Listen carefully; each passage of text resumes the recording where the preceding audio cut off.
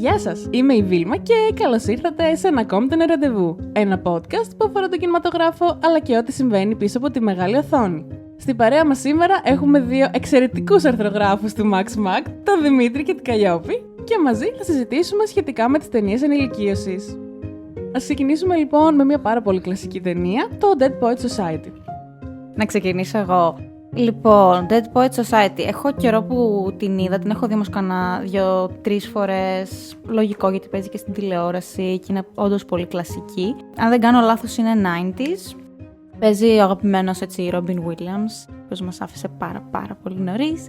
Και βλέπουμε και εκεί πέρα να κάνει και τον ντεμπούτο του ο Ethan Hawke. Είναι ένας από τους μαθητές. Στην ουσία πρόκειται για ένα σχολείο αρένων στην Αμερική. Έρχεται να διδάξει στο σχολείο ο Robin Williams, το οποίο το όνομα σαν χαρακτήρας μου διαφεύγει, Mr. Kinley, κάπως έτσι νομίζω τον λένε. Τους διδάσκει γενικά έτσι αγγλική γλώσσα, ποίηση κτλ. Και προσπαθεί να τους δείξει πόσο σημαντική είναι η ποίηση και γενικότερα τον εκφραζόμαστε οι άνθρωποι στη ζωή μας. Κάνει λίγο πιο ιδιαίτερα το μάθημά του, δηλαδή προσπαθεί γενικότερα να δώσει πολύ κίνητρο στα παιδιά να σκέφτονται out of the box, τους βγάζει έξω π.χ. να κάνουν μάθημα κτλ. Ενώ το όλο στυλ του σχολείου αρένων είναι πιο πολύ, ξέρεις, να είμαστε έτσι καθώς πρέπει, συνεπείς και γενικά να μην βγαίνουμε εκτός πλαισίων, γιατί εκπροσωπούμε και το σχολείο κτλ.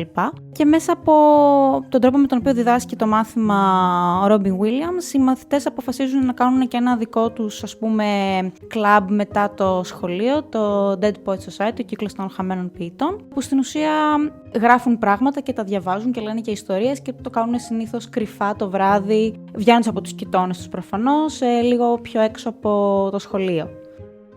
Λοιπόν, όπως είπε και η Καλλιόπη, η ταινία επικεντρώνεται σε μια ομάδα μαθητών που επηρεάζονται βαθιά από τον καθηγητή τους. Ξεκινώντας με τον Neil Perry, ο οποίος είναι ένας μαθητής που το όνειρό του είναι να γίνει ηθοποιός και έχετε αντιμέτωπος με μια αυταρχική οικογένεια και έναν αυταρχικό πατέρα. Ίσως εκεί πέρα εστιάζει, θα έλεγα, η ταινία, δηλαδή στην καταπίεση μέσα από το σπίτι, και αυτό θα έλεγα είναι το θέμα μας σήμερα, το coming of age, ας πούμε, ηλικίωση, πώς μεγαλώνει μέσα από το σπίτι. Πώς επηρεάζει και η οικογένεια, τι επιρροές έχει. Ο οποίος καταλήγει σε μια τραγική μοίρα. Καταλάβατε ποιο λέω, έτσι. Ναι. Που εντάξει, αυτό το πλάνο εντάξει, δεν μας λέει, δηλαδή, οπότε το βλέπω. Η φάση είναι ότι δεν μας δείχνει πώς το κάνει, απλά μας δείχνει, θυμάσαι το χέρι του πέφτει κάτω και όλο αυτό είναι αντιχαστικό πραγματικά. Ναι, πολύ καλή είναι πολύ συνεργασία. δυνατή σκηνή. Η ταινία, ας πούμε, ότι υπογραμμίζει την έννοια της προσωπικής ελευθερίας, του να κυνηγάμε τα όνειρά μας, τους στόχους που έχουμε και θα πρέπει να τους ακολουθήσουμε σίγουρα. Έψαξα το όνομα, είναι Mr. Keating, για να το λέμε και σωστά, να μην κάνουμε λάθη. Γενικά, το όλο μήνυμα που περνάει η ταινία μέσα από το μάθημα και όλες που κάνουν είναι το Carpe Diem, το να δράξεις τη μέρα. Και με βάση αυτό το σκεπτικό, ο Neil Perry στην ταινία προσπαθεί να κυνηγήσει και το όνειρό του. Να γίνει ηθοποιός, δηλαδή, παρά το ότι του λέει ο μπαμπάς του πρέπει να ακολουθήσει κάποιο άλλο επάγγελμα.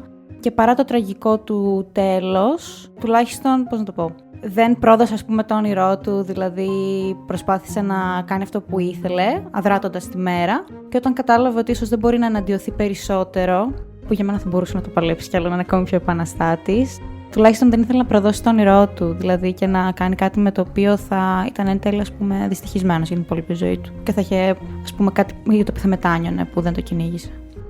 Εμένα πάντως δεν ξέρω, με συγκινεί πάντα εκείνη η σκηνή που τους μιλάει ο Robin Williams και τους λέει ότι δεν γράφουμε ποίηση επειδή είναι ρομαντικό και το ένα και το άλλο. Το κάνουμε επειδή είμαστε άνθρωποι και η ανθρωπότητα πάνω απ' όλα, αυτό είναι ουσιαστικά η έκφραση, είναι ένας τρόπος τα συναισθήματα. ζωής, παιδί μου. Ναι, δεν το κάνουμε απλά επειδή είναι γλυκούλη και για να φανούμε, είναι κάτι που βγαίνει από μέσα μας και δεν είναι μαθηματικά, όπως είπε, ούτε, ναι, ας πούμε, τι άλλο δεν θυμάμαι. Ξεπερνάει ουσιαστικά την επιβίωση και φτάνει στη ζωή. Ότι η ζωή αυτό είναι. Ουσιαστικά είναι οι τέχνες, είναι το να κυνηγάς τα όνειρά σου, δεν είναι απλά σχολείο, δουλειά, σπίτι. Είναι κάτι παραπάνω από αυτό. Και η ποίηση είναι αυτό για το οποίο ζούμε στις τέλος της ημέρας. Ή κάτι σαν την ποίηση. Αυτό που σου δίνει κίνητρο, αυτό που σε κάνει να βλέπεις αλλιώς τον κόσμο, να ζεις αλλιώς τη ζωή με έναν πιο ιδιαίτερο τρόπο, πιο δημιουργικό, πιο ρομαντικό, ίσως να βλέπεις και λίγο πέρα από την επιφάνεια των πραγμάτων, να δίνεις ένα βαθύτερο νόημα. Που νομίζω αυτό μπορείς να ταυτιστείς πολύ και εσύ, Δημήτρη, που γενικότερα ασχολείσαι πάρα πολύ αυτό με το σενάριο, την γραφή. Μπράβο, ναι. Δηλαδή το βλέπω και από άποψη σενάριου τη ταινία. Δηλαδή οι χαρακτήρες είναι πολύ καλά αναπτυγμένοι, πιστεύω. Και ακόμα και ο πατέρας του είναι πολύ καλός ανταγωνιστής σε αυτό που κάνει. Δηλαδή είναι αυταρχικός, ξέρεις. Έχει όλα τα στοιχεία ενός κακού χαρακτήρα. Ακριβώς. Κάτι άλλο που πρόσεξες Είχε εσύ, σου και έκανε κάποιους εντύπωση? συμβολισμούς, άλλα εκεί, ας πούμε, που φοράει ένα στεφάνι. Το πήρα και σαν. Σαν αγκάθι, δεν τύπου κάπως ξέρω, σαν ξέρεις. το Χριστό που Μπράβο, σταυρωθεί για αυτά που πιστεύει και αυτά που εκπροσωπεύει. Ναι. Πολύ δυνατό. Κάτι άλλο που θέλετε γενικά να σχολιάσετε για την ταινία, κάτι στα ρούχα ή θα το ήθελα να πότε σχολιάσω το διαδραματίζεται? γεγονός που δεν υπήρχαν κοπέλες μέσα στο σχολείο. Δεν ξέρω γιατί θέλω να το κάνω αυτό και δεν καταλαβαίνω τον λόγο, ας πούμε. Εντάξει, νομίζω ότι διαδραματίζεται και το 1958 που γενικά ήταν πολύ συνηθισμένο να υπάρχουν ξεχωριστά σχολεία για κορίτσια και για αγόρια. Το οποίο το αναφέρει στο τέλος. Ναι, δεν το θυμάμαι αυτό, να σου πω την αλήθεια. Ναι. Το πετάει στα σπόντα, ας πούμε, ότι και γιατί δεν έχουμε και κοπέλες. Ναι. Το λέει στον καθηγητή. Εντάξει, είναι σημαντικό γιατί κάθε ταινία να βλέπεις και λίγο το πλαίσιο του πότε γυρίστηκε, τι υπήρχε τότε και σαν αντίληψη και όλα αυτά. Και εντάξει, συγκεκριμένη. Βασικά, όχι το πότε γυρίστηκε, το πότε διαδραματίζεται. Αλλά σίγουρα είναι μια λεπτομέρεια που. Εντάξει, κάνει και λίγο εντύπωση όταν βλέπεις ένα cast που είναι μόνο άντρες. Εντάξει, οκ. Επίσης, νομίζω επειδή προσπαθεί σαν ταινία να σπάσει, ας πούμε, τα στεγανάκια και τα λοιπά, χρειάζεται να έχει ένα αυστηρό περιβάλλον, να υπάρχει μια αυστηρή ομοιομορφία, ακόμη και στο ότι είναι μόνο ένα σχολείο αρένων, ξέρω εγώ. Είναι ένας ακόμη λόγος για τα παιδιά να προσπαθήσουν να πάνε, ας πούμε, κόντρα στα αυτά που τους περιορίζουν. Και ένα από τα θετικά της ταινίας είναι και εκείνο το παιδί που εν τέλει διεκδικεί την κοπέλα που του αρέσει. Οπότε εντάξει, υπάρχει και συναναστροφή με γυναικείους χαρακτήρες, απλά ίσως σε πιο side characters. Ναι. Σαν υποπλοκή, ας πούμε, έτσι λίγο στο τέλος, ας πούμε. Ναι, αλλά και πάλι το να κυνηγήσεις το κορίτσι σου ενώ είσαι, ξέρεις, σε εκείνη την εποχή που είναι πιο παλιά και είναι άλλα τα πλαίσια με τα οποία μπορεί ένα κορίτσι κιόλας να συναναστραφεί με ένα αγόρι. Και αυτό είναι κομμάτι του Carpe Diem και του να διεκδικείς αυτό που θες. Οκ, άρα να περάσουμε στην επόμενη.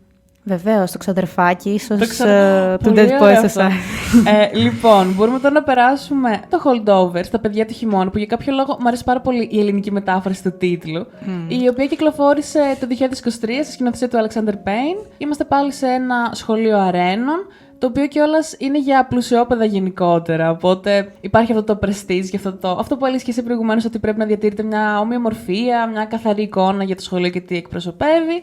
Ακολουθούμε λοιπόν τον Άγκους, έναν αρκετά αντιδραστικό νέο, ο οποίος γενικά τον έχουν διώξει και από προηγούμενα σχολεία, είναι πολύ επαναστάτης, κάνει πάντα τα δικά του και δεν τον πολύ ενδιαφέρουν οι συνέπειες, που όλο αυτό όσο περνάει ο χρόνος της ταινίας το καταλαβαίνεις ότι οφείλεται και πάλι στο οικογενεικό του περιβάλλον, στην απόρριψη κάπως της μητέρας του, τη στιγμή που έχει χωρίσει με τον πατέρα του.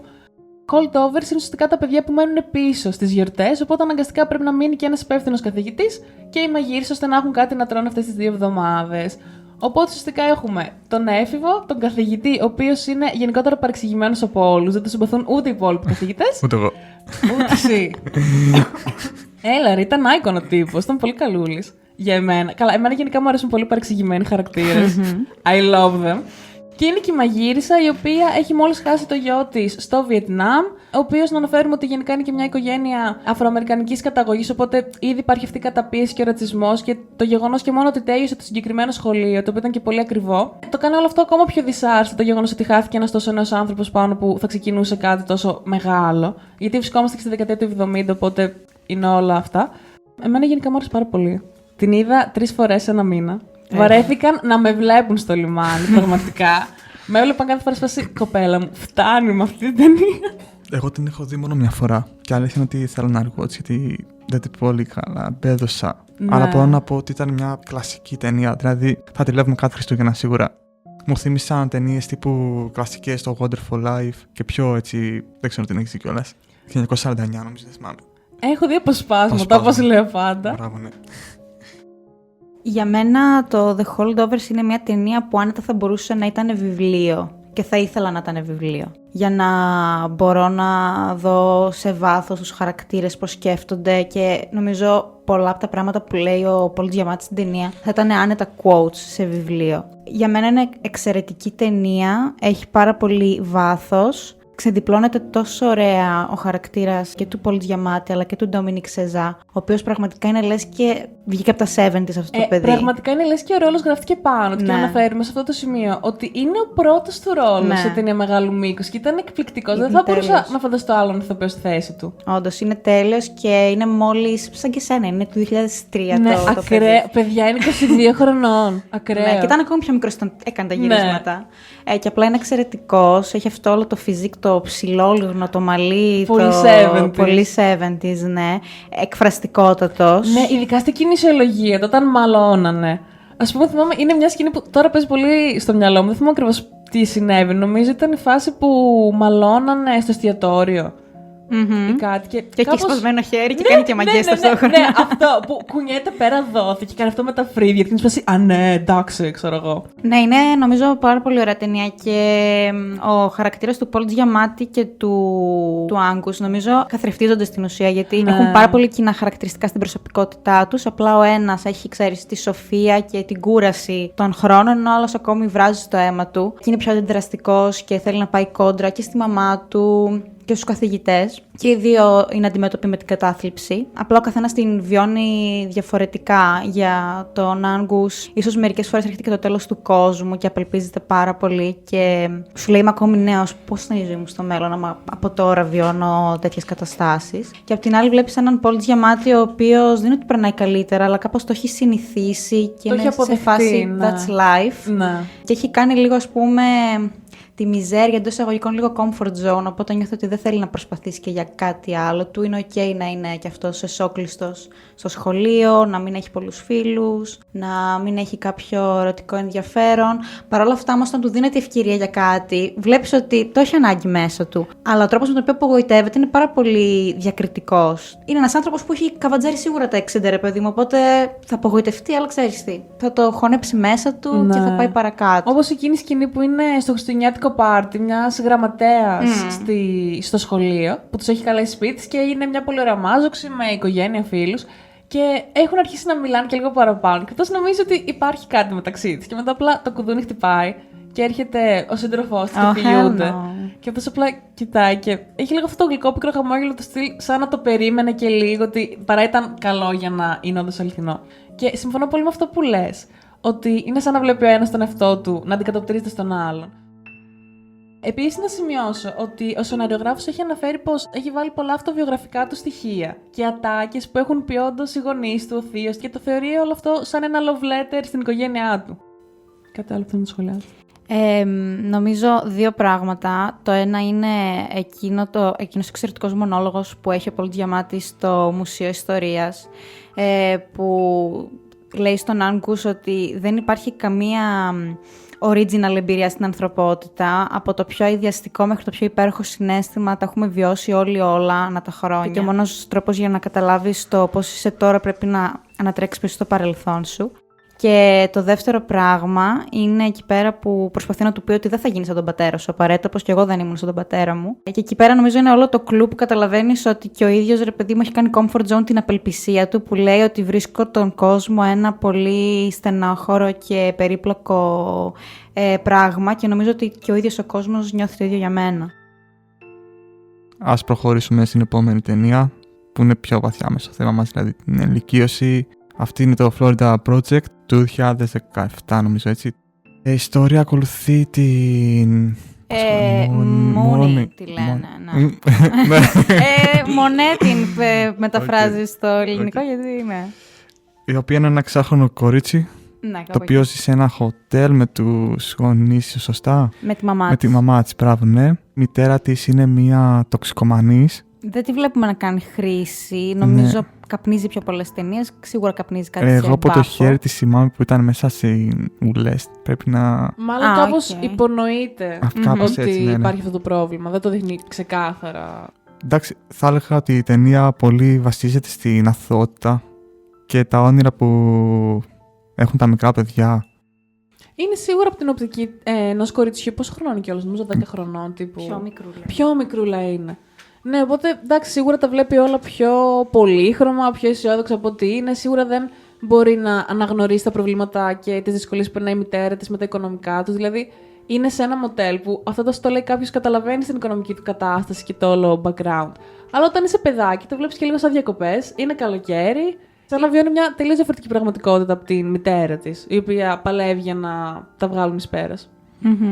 Αυτό που θέλω να προσθέσω επίσης είναι ότι η στιγμή που ενηλικιώνεται έρχεται πολύ απότομα, θα έλεγα. Όταν έρχεται, νομίζω, το σύστημα, δηλαδή η αστυνομία, και εκεί κάπως τριμώχνεται λίγο. Καταλαβαίνει ότι αυτό που βιώνει δεν είναι και το φυσιολογικό για ένα παιδάκι. Ναι, εγώ την είδα την ταινία πολύ πρόσφατα και για τους λόγους του podcast. Ήθελα καιρό να τη δω γιατί μου είχε πει και η αδερφή μου ότι έχει πολύ καλή έτσι, παλέτα, είναι πολύ ωραία χρωματικά. Και όντως έχει αυτό το θέμα της ενηλικίωσης που μου αρέσει κιόλας σαν θεματική. Στην ουσία, το coming of age εδώ πέρα νομίζω είναι και λίγο διπλό, γιατί και η μαμά είναι πάρα πολύ μικρή σε ηλικία, δηλαδή δεν είναι ούτε 30 σίγουρα, μπορεί να είναι max 25. Και βλέπουμε μια μαμά η οποία δεν είναι στην ουσία, πώς να το πω, ο caretaker με την έννοια του ότι παίρνει την ευθύνη. Προσπαθεί να είναι πιο fun σαν μαμά, παρά να προστατεύσει το παιδί της τόσο. Δηλαδή, οι κανόνες είναι πάρα πολύ ελαστικοί. Το παιδί μπορεί να βγει και να μπει στο δωμάτιο του μοτέλ ανά πάσα ώρα και στιγμή χωρίς να πάρει την άδεια ή να πει πάω εκεί κτλ. Η μαμά μπορεί να της πει, ξέρω εγώ, πήγαινε και πάρε φαγητό, ενώ το παιδί είναι μόνο 6-7 χρονών, ξέρω εγώ. Και γενικά το παιδί μαθαίνει από πολύ μικρό ότι για να βρω φαΐ, ξέρω εγώ, ή για να κάνω κάτι, μπορώ να το κάνω και με άλλους τρόπους. Γιατί και η μαμά της δεν έχει σταθερή δουλειά, πάνε και πουλάνε αρώματα, κάνει διάφορες μικροκομπίνες η μαμά της και την συμπεριλαμβάνει σε αυτές τις κομπίνες την μικρή. Οπότε από πολύ παιδί μαθαίνει ότι εντάξει, μπορώ να πω και κάνα ψέμα ή να ζητιανέψω ή το οτιδήποτε για να μπορέσω να φάω κάτι. Και νομίζω το πιο ενδιαφέρον στην ταινία είναι το ότι η αφήγηση γίνεται με τέτοιον τρόπο που βλέπεις μερικά πράγματα να γίνονται ξανά και ξανά. Και λες, οκ, απλά βλέπουμε ξανά το ίδιο πλάνο, αλλά σε κάποια στιγμή καταλαβαίνεις για ποιο λόγο γινόταν αυτό και είναι απλά σοκαριστικό. Βλέπουμε συνέχεια τη μικρή να κάνει μπάνιο και να είναι μόνη της. Και λες, οκ, εντάξει, ξανά το ίδιο σκηνικό, ξέρω εγώ. Αλλά συνειδητοποιείς ότι εν τέλει κάνει μπάνιο μόνη της, γιατί στο δίπλο δωμάτιο είναι η μαμά της, η οποία κάνει side business για να μπορέσει να βγάλει τα προς το ζήν. Και είναι πολύ τραυματικό, ρε παιδί μου, γιατί το παιδί τους χωρίζει μια πόρτα και από την άλλη πλευρά γίνονται πράγματα τα οποία δεν θα έπρεπε ένα 7 χρόνο να ξέρει ότι γίνονται, και πόσο μάλλον ότι η εμπλεκόμενη μαμά της. Είναι πολύ Σίγουρα τραγικό. μιλάμε για μια πάρα πολύ τραυματική παιδική ηλικία και μια πολύ απότομη ενηλικίωση. Και η ταινία νομίζω το περνάει αυτό με πάρα πολύ πετυχημένο τρόπο. Είναι πολύ ενδιαφέρον και αυτό που σχολίασε νωρίτερα για τη χρωματική παλέτα. Είναι και λίγο σαν ηρωνικό σχόλιο, νομίζω, το πόσο φωτεινά είναι τα χρώματα και πόσο σκοτεινό είναι αυτό που βιώνουν. Όντως. Και νομίζω δείχνει και γενικότερα το πώς η ζωή στην Αμερική δεν είναι ρόδινη, γιατί είναι πολλές οι οικογένειες που ζουν στο μοτέλ. Ο καθένας είναι σε διαφορετική φάση. Δηλαδή, έχει άτομα που έχουν κάνει φυλακή, έχει άτομα που δεν τα γνωρίζουμε. Απλά, π.χ. όταν κάνει ένα tour στο νέο κοριτσάκι που ήρθε στην περιοχή, λέει, π.χ. εδώ πέρα μένει ο τάδε, εδώ πέρα μένει η τάδε, και όλοι έχουν ένα background απίστευτα περίεργο. Οπότε καταλαβαίνεις ότι, ναι, στην Αμερική είναι φυσιολογικό, ξέρω εγώ, να είναι μαζεμένοι όλοι σε ένα μοτέλ, να μην έχουν σταθερή δουλειά και γενικά να γίνονται και φασαρίες στο μοτέλ κοντά και γενικότερα να επικρατεί μια μόνιμη ανασφάλεια και να μεγαλώνουν παιδιά εκεί. Τη τελευταία σκηνή που υπάρχει μια απόδραση στην Disneyland, πώς θα την χαρακτηρίσετε? Ότι τα παιδιά νομίζουν ότι... είναι νομίζω η απόδραση του παιδιού, δηλαδή ότι θα σωθώ σε έναν άλλον κόσμο που είναι φτιαγμένος για παιδιά, γιατί ο κόσμος των ενηλίκων είναι πάρα πολύ βαρύς. Και αφού μιλήσαμε για την παιδική ηλικία, ας περάσουμε και στην εφηβεία με το Ladybird, μια ταινία του 2017 στη σκηνοθεσία της Greta Gerwig. Η ταινία γενικότερα ακολουθεί τη ζωή της Κριστίν, μιας έφηβης μαθήτριας σε ένα καθολικό σχολείο, και επικεντρώνεται γενικότερα στη σχέση μητέρας-κόρης, η οποία είναι αρκετά περίπλοκη και σύνθετη, αλλά παράλληλα ρεαλιστική. Καθώς υπάρχει και μια σκηνή, η οποία μου έχει μείνει πάρα πολύ χαρακτηριστικά, που είναι σε ένα δοκιμαστήριο. Δοκιμάζει η Κριστίν ρούχα, η οποία αναφέρουμε σε αυτό το σημείο ότι χρησιμοποιεί το ψευδόνυμο Ladybird. Είναι σαν να έχει χτίσει μια νέα ταυτότητα για τον εαυτό της, πιο ανεξάρτητη, κάπως θέλει να ξεφύγει από την οικογένειά της. Και ουσιαστικά κάνει σε κάποια φάση τη μαμά της με συμπαθείς. Και η μαμά της απαντάει, προφανώς και σε αγαπάω. Και επιμένει αυτή, ναι, αλλά με συμπαθείς. Και μένει εκεί η συζήτηση. Οπότε υπάρχει πολύ αυτό το βάρος από την πλευρά της, ότι η μαμά μου δεν με συμπαθεί καν σαν άτομο. Εδώ μιλάμε για μια άλλη κατάσταση. Πάλι αντιμετωπίζουν οικονομικά προβλήματα σαν οικογένεια, προσπαθούν να την κάνουν να επιλέξει ένα πανεπιστήμιο εντός της περιοχής, οπότε να μην έχουν περιττά έξοδα. Αλλά αυτή είναι πολύ επαναστατικό πνεύμα γενικότερα. Το βλέπουμε και με τις παρέες της. Σε κάποια φάση βανδαλίζουν το αυτοκίνητο μιας καλόγριας. Νομίζω ότι αυτή η ταινία όντως περιγράφει την εφηβεία, δηλαδή τις ερωτικές απογοητεύσεις, τις σχέσεις με τη μητέρα που μπορεί να έχεις, ή ακόμα και τον πατέρα τέλος πάντων, μέσα στο σπίτι. Αυτό που θες να κάνεις γενικά με τη ζωή σου, τις σπουδές που είπες. Και είναι μια πολύ χαρακτηροκεντρική ταινία γενικότερα. Δηλαδή δεν υπάρχει ξεκάθαρη πλοκή. Δεν είναι η κλασική ταινία που είναι η μαθήτρια που έχει το στόχο να περάσει στο πανεπιστήμιο ή έχει στόχο να κατακτήσει κάποιο αγόρι. Κάτι είναι πολύ στο φλου. Ούτε η ίδια ξέρει ακριβώς τι θέλει να κάνει. Ξέρει μόνο ότι θέλει να φύγει από την πόλη. Ναι, και αυτό είναι η στιγμή που οριμάζει, που απομακρύνεται από το σπίτι και εκεί κάπως ξεκινά, ας πούμε, η ζωή της, άλεγα. Ναι, εκεί προς το τέλος. Ναι, είναι αυτό. Εγώ δεν την έχω δει. Που παίρνει αυτή την απόφαση και φεύγει το παιδί με το σπίτι. Ναι. Νομίζω ότι έχετε ένα χαρτί, κάτι ότι. Θα σου πω. Είναι... Από ένα πανεπιστήμιο ότι πήρανε κάτι τέτοιο. Ναι, αυτή ουσιαστικά έχει κάνει αίτηση σε ένα πανεπιστήμιο Μπράβο, ναι. στη Νέα Υόρκη. Ναι. Αλλά οι γονείς δεν μπορούν να τη στηρίξουν οικονομικά και την πιάνει ο πατέρας της και της λέει: It's okay, μην αγχώνεσαι. Θα κάνω τα πάντα δυνατά για να περάσει εκεί, για να πας όντως. Ναι. Και στο τέλος, επειδή όπως είπαμε, επικεντρώνεται πάρα πολύ στη σχέση που έχει με τη μητέρα της, οι γονείς της την έχουν αφήσει στο αεροδρόμιο. Και ο μπαμπάς της νομίζω έχει κατέβει, μπορεί να την έχει πάει μόνο η μητέρα της. Τέλος πάντων, η Ladybird λέει στη μαμά της: Άντε, δεν θα κατέβεις από το αμάξι να με αφήσεις μέχρι και το αεροδρόμιο μέσα, μέχρι να μπω στο αεροπλάνο. Και η μαμά της είναι σε φάση ότι δεν θέλω να πληρώσω για πάρκινγκ και το ένα και το άλλο. Φεύγει εκνευρισμένη η Ladybird. Η μαμά της στο μεταξύ κάνει κύκλους μέχρι να βρει όντως πάρκινγκ, γιατί προφανώς και θέλει να δει την κόρη της. Τελικά παρκάρει το αμάξι, μπαίνει στο αεροδρόμιο, αλλά η κόρη της έχει ήδη φύγει. Οπότε είναι πολύ στενάχωρος αυτός ο αποχαιρετισμός. Εν τέλει, η Ladybird φτάνει στη Νέα Υόρκη, στο πανεπιστήμιο, στο dorm που μένει και βρίσκει μέσα στη βαλίτσα της γράμματα που της έγραφε η μαμά της αναπεριόδους. Μπράβο, ναι. Και της τα είχε βάλει ουσιαστικά ο πατέρας της, ο οποίος δεν ήθελε να τα πετάξει. Οπότε κάπως στο τέλος βελτιώνεται αυτή η σχέση, γιατί βλέπει και την πλευρά της μητέρας της και το πώς το βίωνε όλο αυτό. Και τότε η Κριστίνα αποφασίζει να αφήσει το ψευδόνυμο Ladybird και την παλιά της ταυτότητα υπό μία έννοια. Παίρνει τηλέφωνο τη μητέρα της και της εξηγεί όλα αυτά το τι νιώθει και ότι δεν πειράζει αν δεν με συμπαθείς, εγώ σε αγαπάω πάρα πολύ. Και τη βλέπω μετά νομίζω να πηγαίνει και στην εκκλησία, οπότε να έρχεται κοντά στις ρίζες της. Αυτό με την εκκλησία δεν μπορούσα να καταλάβω. Δηλαδή, γιατί μας αναφέρει. Γενικά ήταν πολύ θρησκευόμενη οικογένεια. Θέλω να πω, πήγαινε σε καθολικό σχολείο εσόκλειστη που ήταν μόνο κοπέλες. Αυτό έχει να κάνει όμως με πώς θα μεγαλώσει. Εγώ νομίζω ότι έχει να κάνει με την επιστροφή στις ρίζες και το ότι όσο ήταν στο σχολείο, ίσως από αντίδραση να έχει απαρνηθεί κάπως το κομμάτι της θρησκείας. Γιατί κιόλας είναι μια σκηνή που μου αρέσει πάρα πολύ. Που και καλά για σεξουαλική αγωγή έχουν βάλει τα κορίτσια στο γυμναστήριο να τους μιλήσει μια κοπέλα, μια γυναίκα τέλος πάντων, κατά των εκτρώσεων. Και αρχίζει και λέει εκεί τα δικά της. Αντί να τους πούνε, ας πούμε, για την αντισύλληψη και όλα αυτά, τους λένε απλά για τις εκτρώσεις. Και η Κριστίνα απλά πετάγεται, γιατί κάτι σχολιάζει και της κάνει μια καθηγήτρια. Πες το πιο δυνατά να σε ακούμε όλοι. Και ξεκινάει και μιλάει ότι γενικά, ξέρω εγώ, το ένα το άλλο. Οπότε βλέπουμε ότι υπάρχει πολύ αυτή η αντίδραση γενικότερα. Ή σε κάποια φάση με τη φίλη της κάθονται σε ένα τοίχο και τρώνε οι καθολικοί αντί για αντίδωρο. Έχουν κάτι σαν κρακεράκια. Και απλά κάθονται και τρώνε τα κρακεράκια και πίνουν το κρασί της εκκλησίας. Ναι. Εντάξει, είναι λίγο επαναστατικό αυτό σαν κίνηση. Εντάξει. Όταν είσαι σε καθολικό σχολείο. Σίγουρα. Εγώ δηλαδή έτσι το διάβασα σαν λεπτομέρεια. Όχι, γενικά πολύ ωραία ταινία. Δηλαδή, μ' άρεσε πίσω πολύ. Πες κάτι για τους χαρακτήρες. Για τους χαρακτήρες. Από πλευρά σεναρίου, κάτι. Με πιάνεις, θα διάβασα πάλι.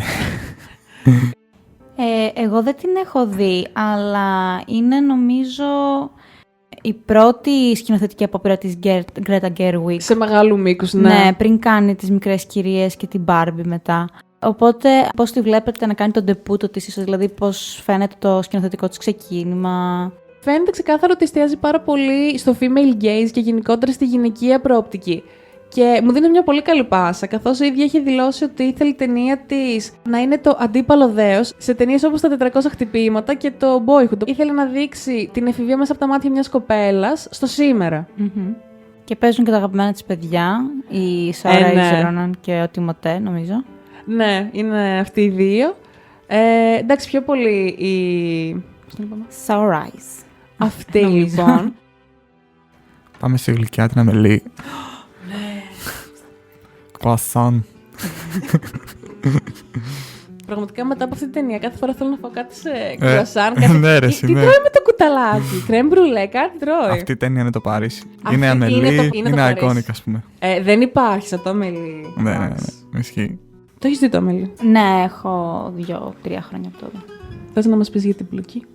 Αν θυμάμαι καλά, η Αμελή ζει μόνη της, είναι έτσι λίγο ονειροπόλα και σκέφτεται γενικά τα πράγματα με πολύ διαφορετικό τρόπο από τους υπόλοιπους, παρατηρεί πολύ τον κόσμο, είναι έτσι λίγο quirky, θα τη χαρακτηρίζαμε. Την υποδίδει ο Audrey Tautou και νομίζω βρίσκει μια μέρα στο σπίτι της, βρίσκει κάτι το οποίο ανήκει σε έναν κύριο που το λένε Μπροντοντό και βάζει σαν σκοπό της ζωής της να παραδώσει αυτό το κουτάκι που είναι έχει μέσα κάποια πράγματα. Είναι ένα κουτάκι με παιχνιδάκια, τύπου κάτι αμαξάκια, κάτι φωτογραφίες νομίζω, οπότε ουσιαστικά η παιδική ηλικία ενός ανθρώπου σε ένα κουτί. Ναι, και απλά είναι χαραγμένο νομίζω το όνομά του, σε ποιον ανήκει το κουτάκι και βάζει σαν σκοπό να βρει ποιος είναι αυτός και να το παραδώσει.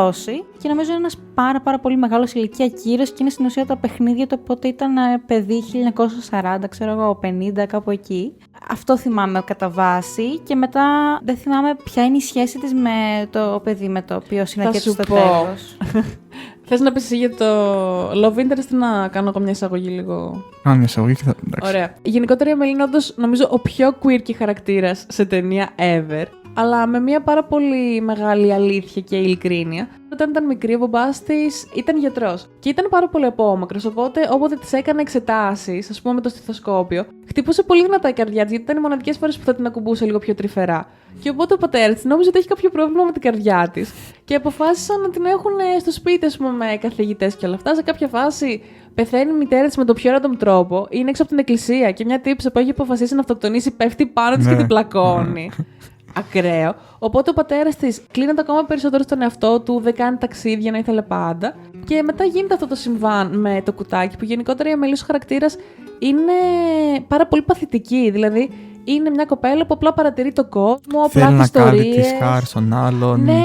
να τους κάνει χαρούμενος, ενώ αυτή η ίδια δεν είναι χαρούμενη. Ναι, ας πούμε, είναι σε κάποια φάση, αυτό με πιέρεσε πάρα πολύ σαν λεπτομέρεια, σαν υποπλοκή. Κάτω από το σπίτι της είναι ένα οποροπολείο, τέλος πάντων, κάτω από το σπίτι της, που είναι και mini market.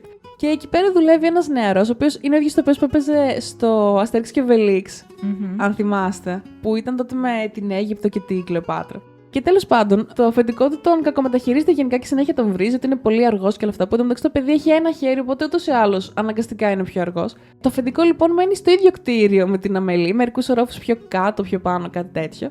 Και η Αμελή ως εκδίκηση βρίσκει το κλειδί του, μπαίνει στο σπίτι και αρχίζει να κάνει μικροαλλαγές για να του ταράξει λίγο τη ζωή. Ας πούμε, παίρνει τις παντόφλες και αφήνει 2 νούμερα πιο μικρές. Παίρνει την οδοντόπαστα και τη βάζει στη θέση για μια άλλη κρέμα που έχει, ας πούμε, για τα πόδια. Αλλάζει τα πόμολα, του κόβει το καλώδιο από το τηλέφωνο, μπράβο, του ναι. βάζει το ξυπνητήρι, ας πούμε, 4 η ώρα το πρωί. Δηλαδή, είναι ένα αγγελάκι ή διαβολάκι σε μια γωνιά και απλά μπλέκεται στη ζωή των άλλων με τον δικό της τρόπο. Ναι. Και η στιγμή που ενηλικιώνεται έχει τότε γνωρίζει τον φίλο μας. Τον φίλο μας, τον Loverboy. Δεν θυμάμαι αν έχει όνομα. Που μέχρι να φτάσει στο σημείο, κατάλαβες, πέρασε από μια μεγάλη οδύσσια, ναι.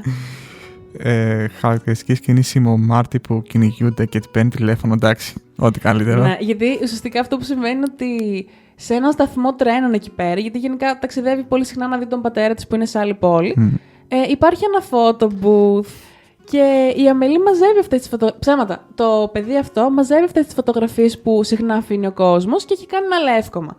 Και σε κάποια φάση χάνεται αυτό το λεύκομα όταν και αυτός στην προσπάθειά του να μιλήσει με έναν άγνωστο που κάτι του έχει πέσει, νομίζω το πορτοφόλι. Το πορτοφόλι, ναι, κάτι. Ναι, οπότε πάλι σε μια πράξη καλοσύνης, αυτός αφήνει πίσω το λεύκομα, πέφτει από τη τσάντα του. Ναι. Γιατί είναι πάνω στο μηχανάκι, ξέρω εγώ. Οπότε η Αμελή βάζει στόχο ζωής να βρει ποιος είναι αυτός, γιατί βρίσκει πάρα πολύ ενδιαφέρον το γεγονός ότι μαζεύει φωτογραφίες των άλλων. Και είναι και ένα συγκεκριμένο πρόσωπο σε αυτό το βιβλίο, που είναι και λίγο σαν φάντασμα, γιατί είναι συνέχεια στις φωτογραφίες και πάντα απλά κοιτάει την κάμερα με poker face. Οπότε έχει αυτό το μυστήριο να λύσει. Που εν τέλει μαθαίνουμε ότι αυτός είναι ουσιαστικά ο τεχνικός από το μηχάνημα που βγάζει πάντα την πρώτη φωτογραφία. Οπότε μπαίνει σε αυτή τη διαδικασία να μάθει πού δουλεύει το παιδί, που δουλεύει σε ένα Luna Park και σε ένα sex shop παράλληλα. Πολύ Γαλλία στιγμή, θα πω εγώ. Πάρα πολύ Γαλλία στιγμή. Μου σκεφτεί έτσι λίγο πιο ντροπαλή, πιο μαζεμένη. Το πηγαίνει και πέρα, το κάνει πολύ καλά αυτό να το παίζει ντροπαλή. Έχει πολύ εκφραστικά μάτια γενικότερα. Ειδικά και στην καφετέρια που δούλευε, νομίζω. Και καθάριζε Ναι. και ήταν μπροστά και ξέρεις, το Ό,τι άκουγα εκεί. καλύτερο, ό,τι καλύτερο. Πολύ ρομαντική ταινία. Ναι, ναι. Αυτό που μου αρέσει στην Αμελή είναι ότι έχει και αφηγητή. Μου αρέσουν γενικά οι ταινίες που έχουν αφηγητή. Δεν ξέρω, έχει ένα άλλο touch, ρε παιδί μου, και κάνει κάποια σχόλια για την απλοκή, για το χαρακτήρα. Και παρόλο που η Αμελή είναι ενήλικη, δεν σημαίνει ότι δεν μπορείς να ξανά ενηλικιωθείς, ας πούμε, να οριμάσεις, παρόλο που είσαι θεωρητικά ενήλικας. Αυτό, Και να ναι. ξεκλειδώσεις άλλες πίστες, ας πούμε. στη Γιατί ζωή σου. ουσιαστικά ήταν σαν παιδάκι, γιατί από μικρή γονείς την είχαν κλεισμένη στο σπίτι. Πιο αυστηρούς. Πολύ Κάπως, αυστηρή ναι, μητέρα της ναι. επίσης. Δηλαδή, όντως από τους γονείς έλειπε πολύ αυτή η τρυφερότητα, αυτό το χάδι. Είναι τα βιώματα, θα έλεγα. Που από μικρή ξέρεις. Που... Και τα κουβαλάς μαζί σου, οπότε κάποια στιγμή πρέπει να τα βγάλεις. Ναι, να τα εξωτερικεύσεις. Μμμ.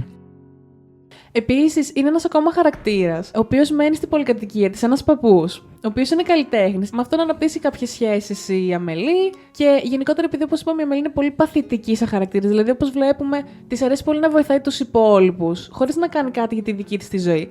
Της λέει μια πάρα πολύ ωραία τάκα προς το τέλος. Τα κόκαλά σου δεν είναι φτιαγμένα από γυαλί. Μπορείς να αντέξεις τα χτυπήματα της ζωής, οπότε τόλμησέ το. Εσύ που είσαι και τρέλα με αυτό, πώς το σχολιάζεις όλο αυτό. Τι λέει. Σλέι. Εντάξει, απλά στο θέμα ανηλικίωση είναι ότι απλά σου λέει να φεθείς η ζωή, να μην έχεις καλώματα. Πολύ Carpe μου λεφτά. diem, αλλά στο Παρίσι. Ναι, είναι το Carpe Diem, αλλά στο Diem. Παρίσι, Ναι. με τα κρουασάν και τους καφέδες που Μπράβο. πίνουν. Ναι, γιατί όντως μέχρι τότε, ενώ κάνει κάποια βηματάκια, ας πούμε το αφήνει τα σημειώματα, Ναι. προσπαθεί να πάει στη δουλειά του να τον βρει, δεν κάνει κάτι πιο ενεργό, πιο ξεκάθαρο, να πει ότι ξέρεις κάτι, μου αρέσεις. Περιμένει λίγο από τον άλλον και λίγο ίσως από τη μοίρα να τους φέρει κοντά. Επίσης, μια άλλη λεπτομέρεια που είναι πολύ γλυκούλα είναι ότι γενικά ο μπαμπάς της, πρωτού πεθάνει η μητέρα της, ταξίδευε πάρα πολύ. Ή τέλος πάντων είχε σχέδια να ταξιδέψει. Και αυτή έχει μια φίλη η οποία είναι αεροσυνοδός και αυτό που έχει κάνει είναι ότι έχει κλέψει από τον πατέρα της ένα άγαλμα ενός νάνου από την αυλή. Αυτός Ισχύει, ασχολήθηκε ισχύει, πάρα πολύ με την αυλή όταν πέθανε η μητέρα της. Το έχει δώσει αυτό το αγαλματάκι στη φίλη της να βγάζει φωτογραφίες τύπου πύργος του Άιφελ, πάει Ιταλία, Ρώμη, ξέρω εγώ, το Κολοσσέο και απλά να του στέλνει, να τις αφήνει στην πόρτα του και αυτός να είναι σε φάση πρώτον, ποιος πήρε τον Νάνο και δεύτερον, ο Νάνος γιατί ταξιδεύει. Ναι. Γιατί ταξιδεύει ο Νάνος. Οπότε, όντως, στο τέλος παρακινείται και αλλάζει τη ζωή και του πατέρα της που αποφασίζει ότι, οκ, αρκετά έχω μιζεριάσει τόσα χρόνια, θα κάνω τα ταξίδια μου. Δεν ξέρω, είναι πολύ γλυκιά ταινία γενικότερα. Το soundtrack επίσης. Το soundtrack είναι. Υπέροχο. Υπέροχο. Και κάπως έτσι το ραντεβού μας έφτασε στο τέλος του. Ευχαριστούμε πάρα πολύ που μείνατε μαζί μας μέχρι το τέλος. Και ευχαριστούμε και τη Βίλμα που μας κάλεσε. Σας παρακαλώ, εδώ τα καλύτερα παιδιά, Δημήτρης Καλλιόπη, παιδιά, να μπείτε στο Max Mag να τσεκάρετε τα άρθρα τους. Επίσης, γράψτε μας στα σχόλια ή στο poll ποια είναι η δικιά σας αγαπημένη ταινία. Μέχρι το επόμενο επεισόδιο, να είστε καλά, να βλέπετε ταινίες και θα τα πούμε, και θα πούμε τώρα όλοι μαζί, Carpe diem! και θα τα πούμε Σε ένα επόμενο ταινία ραντεβού. Γεια σας!